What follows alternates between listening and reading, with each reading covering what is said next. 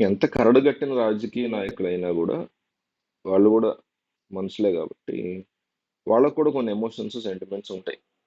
కరడుగట్టిన రాజకీయ నాయకులు ఎందుకనంటే కరడుగట్టిన హంతకులు, కరడుగట్టిన ఆహ్, నీచులు, కరడుగట్టిన దుర్మార్గులు అంటాం. అట్లా కరడుగట్టిన రాజకీయ నాయకులని అంటున్నా అలాంటోళ్ళు. ఎందుకంటే చంద్రబాబు అయినా, జగన్ అయినా, పవన్ కళ్యాణ్ అయినా, కేసీఆర్ అయినా, రేవంత్ అయినా, మోడీ అయినా, రాహుల్ గాంధీ అయినా ఎవరైనా మీరు ఎవరిని తీసుకున్నా వీళ్ళంతా కూడా కరడుగట్టిపోయి ఉంటారు.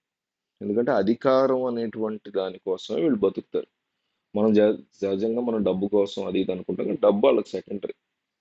వాళ్ళకి అధికారం అనేటువంటి ఒక ఒక అహంకారం ఏదైతే ఉందో, ఒక గొప్ప పొజిషన్ ఏదైతే ఉందో, దాన్ని వదులుకోవటానికి లేదా మళ్ళీ దాన్ని నిలబెట్టుకోకుండా ఉండడానికి మనసు అంగీకరించదు. ఆల్రెడీ సీఎం పొజిషన్లో ఉన్నప్పుడు జగన్ అయినా చంద్రబాబు అయినా మళ్ళీ గెలుపు కోసం ఏం చేయాలో అన్ని చేస్తారు.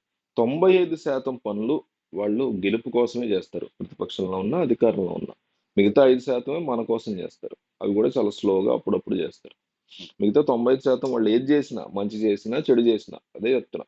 వాళ్ళు ఒక పథకం ప్రవేశపెట్టారన్నా చంద్రబాబు, పవన్ కళ్యాణ్, జగన్, లేదా ఏదో హాని చేశారన్న ప్రజలకి గెలుపు కోసం మాత్రమే ఉంటుంది తప్ప వాళ్ళకి కావాల్సింది అల్టిమేట్గా ఓట్లు, గెలుపు అంతే. సో ఇదంతా ఎందుకు చెప్తున్నా అంటే జగన్మోహన్ రెడ్డి బాలినేని అంశంలో ఖచ్చితంగా ఆయన కాస్త ఎమోషనల్ అయినట్టు కనిపిస్తున్నారు. ఇందాక అన్నా కదా కరడుగట్టిన రాజకీయ నాయకులు వీళ్ళంతా. వీళ్ళలో జగన్ కూడా ఒకరు కాబట్టి రీసెంట్ గా జరిగినటువంటి సంఘటన ఆయనకు సంబంధించింది కాబట్టి. ఎందుకంటే బాలినేని శ్రీనివాస్ రెడ్డి ఆయన వదిలేసి వెళ్ళారు కాబట్టి. ఇక్కడ వైసీపీకి రాజీనామా చేశారు బాలినేని అని నేను మాట్లాడలా. ఎందుకంటే చేశారు కానీ ఇది మనం పర్సనల్ లెవెల్లో చూడాలి జగన్మోహన్ రెడ్డి సంబంధించి. ఎందుకంటే జగన్కి చుట్టం అవుతారు, అత్యంత సన్నిహితమైనటువంటి వ్యక్తి. ఎట్లా అయితే మీకు సజ్జల కానీ, విజయసాయి రెడ్డి కానీ వీళ్ళిద్దరు ఉన్నారో, వీళ్ళిద్దరు తర్వాత మహా అయితే ఇంకొక ఇద్దరు ఉంటారేమో కానీ వాళ్ళ తర్వాత ఖచ్చితంగా బాలినేని శ్రీనివాసరెడ్డి ఉంటారు. వైసీపీకి సంబంధించినటువంటి అత్యంత కీలకమైన నిర్ణయాలు తీసుకున్నటువంటి పక్షంలో ఉండేటువంటి ఒక 10-15 మందిలో బాలినేని శ్రీనివాసరెడ్డి ఖచ్చితంగా ఉంటారు. వాళ్ళలో కూడా టాప్ 5 లోనే ఉంటారు.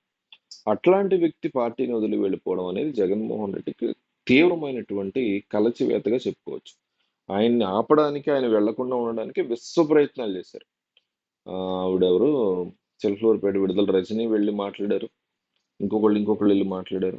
జగన్ స్వయంగా ఫోన్ చేసి మాట్లాడారు. అయినా కానీ కేర్ కూడా చేయకుండా ఆయన వెళ్ళిపోయినటువంటి పరిస్థితి. దాంతో జగన్ ఎమోషనల్ అయినట్టు, అన్న మీరు రాజకీయంగా మీరు ఎప్పుడు మంత్రి కూడా అవ్వలేని పక్షంలో నేనే మిమ్మల్ని మంత్రి చేస్తాను. మళ్ళీ మనం 2029లో గెలిచి తీరుతాం. అప్పుడు మళ్ళీ ఫుల్ గా 5 ఏళ్ల పాటు మంత్రి చేస్తాం మిమ్మల్ని అని మాట ఇచ్చినా కూడా మీరు వెళ్తున్నారు.